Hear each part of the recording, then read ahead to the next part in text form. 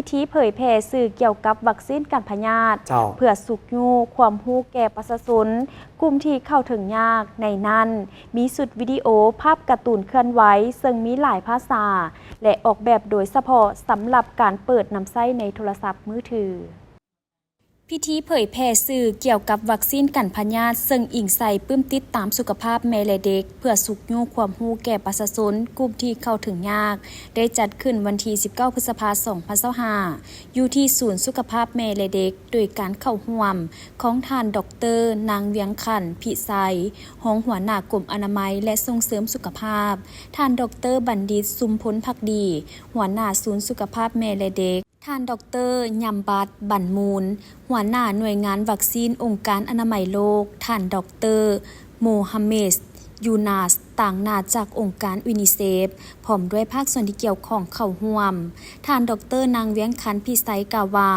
บุคลากรทางการแพทย์จะประเสริญกับความท้าทายในการอธิบายเนื้อในวิทยาศาสตร์และความปลอดภัยของวัคซีนโดยเฉพาะสื่อสารกับผู้ที่บ่ฮู้หนังสือหรือมีอุปสรรคด้านภาษาสื่อใหม่นี้จะให้ข้อมูลที่ชัดเจนมีภาพประกอบและมีข้อความที่เข้าใจง่ายเกี่ยวพันกับปื้มติดตามสุขภาพแม่และเด็กซึ่งเป็นปื้มหรือหนังสือที่ประชาชนมีความคุ้นเคยและไว้วางใจซึ่งสื่อเหล่านี้จะช่วยให้พนักงานแพทย์และองค์การปกครองบ้านในการส่งเสริมเวียกงานการป้องกันสุขภาพได้เป็นอย่างดีในต่อหน้าการพัฒนาสื่อเหล่านี้แม้นเกิดจากการค้นคว้าในระยะจัดตั้งปฏิบัติขบวนการให้วัคซีนกันพยาธิแบบตะลุมบอลในระยะก่อนหน้านี้ซึ่งได้แสดงให้เห็นถึงความจำเป็นต้องมีเครื่องมือที่เป็นคู่มือประจำซึ่งจะเป็นเครื่องมือที่สำคัญสำหรับพนักงานแพทย์และนายบ้านผู้นำชุมชนในการให้ความรู้แก่ประชาชนโดยเฉพาะเวลาลงเคลื่อนไหวโฆษณาสุขศึกษาตามบ้านเป็นปกติ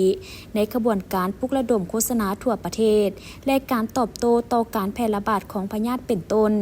สื่อที่ได้ผลิตขึ้นใหม่ประกอบมีสุดวิดีโอภาพการ์ตูนเคลื่อนไหวซึ่งมีหลายภาษาออกแบบโดยเฉพาะสำหรับการเปิดในโทรศัพท์มือถือโดยพนักงานแพทย์ในขณะลงเคลื่อนไหวในชุมชนแผ่นภาพที่มีข้อมูลเกี่ยวกับวัคซีนทั้งแบบพิมพ์และดิจิตอลสื่อดังกล่าวแม้นออกแบบเฉพาะเพื่อนำใช้ในชุมชนแต่จะมีการเผยแพร่อยู่ในหน้า Facebook ของศูนย์สถิติและข่าวสารสาธารณสุขของกระทรวงสาธารณสุขและช่อง YouTube ของโครงการให้วัคซีนกันพยาธิแห่งชาติเพื่อให้ความสะดวกแก่พนักงานแพทย์และผู้อื่นในการซอกหาการผลิตสื่อเหล่านี้แม้นได้นำพาโดยโครงการให้วัคซีนกันพยาธิแห่งชาติและศูนย์สถิติและข่าวสารสาธารณสุขกระทรวงสาธารณสุขซึ่งได้อิงใส่ปื้มการติดตามแม่และเด็กที่เป็นที่ฮู้จักเชื่อถือได้และมีในทุกครอบครัวในลาวบรรดาสื่อที่ได้ผลิตประกอบมีสุดวิดีโอภาพการ์ตูนเคลื่อนไหวและแผ่นภาพหัวข้อประกอบมีคุณค่าของวัคซีนหลังจากลูกของข่อยได้รับวัคซีนกันพยาธิจะเกิดอย่างขึ้นและความรู้ทั่วไปเกี่ยวกับ8พยาธิสำคัญสามารถป้องกันได้ด้วยวัคซีนเช่นพยาธิหมากแดงใหญ่หมากแดงน้อยโปลิโอคอตีบไอไก่อักเสบตับบีมะเร็งปากมดลูกและพยาธิโควิด -19 สื่อดังกล่าวแม้นมีทั้งภาษาลาวกึมโหมมงอาคาและภาษาอังกฤษเพื่อรับประกันให้สามารถเข้าถึงประชาชนอย่างกว้างขวางซึ่งปัจจุบันทีมงานจากแผนกสาธารณสุขแขวงและห้องการสาธารณสุขเมืองได้แปลเป็นภาษาท้องถิ่นเพิ่มเองสำหรับการสื่อสารในภาษาชนเผ่าอื่นๆแม้นจะมอบให้พนักงานแพทย์ท้องถิ่นช่วยแปลเนื้อในของสื่อดังกล่าวตามความจำเป็น